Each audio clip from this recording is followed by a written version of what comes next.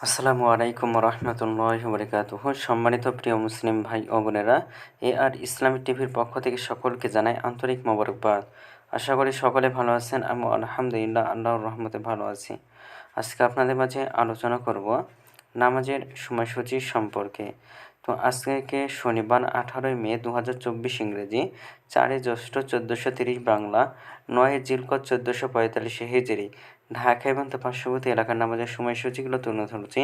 তারপরে অন্যান্য জেলা বিভাগগুলো নামাজের সময়সূচিগুলো আপনাদের মাঝে তুলে ধরব। আজকে ঢাকা এবং তার পার্শ্ববর্তী এলাকার তাহাজ্জুদ এবং সেহরির শেষ সময় হলো 3:46 আজকে ফজর ওয়াক্ত শুরু হয়েছে 3:51 এবং ফজর ওয়াক্ত আজকে শেষ হয়েছে 5:14। জোহরের রক্ত আজকে শুরু হবে 11:56 এবং জোহরের রক্ত আজকে শেষ হবে 4:33। আসরের রক্ত আজকে শুরু হবে 4:34। আসরের রক্ত আজকে শেষ হবে 6:34।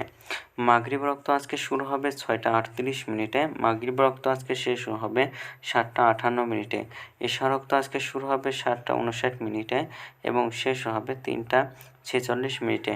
আজকে সূর্যাস্ত যাবে 6:36 এবং আজকে সূর্যোদয় হয়েছে 5:14। এই গেল ঢাকা এবং তার পার্শ্ববর্তী এলাকার নামাজের সময়সূচি।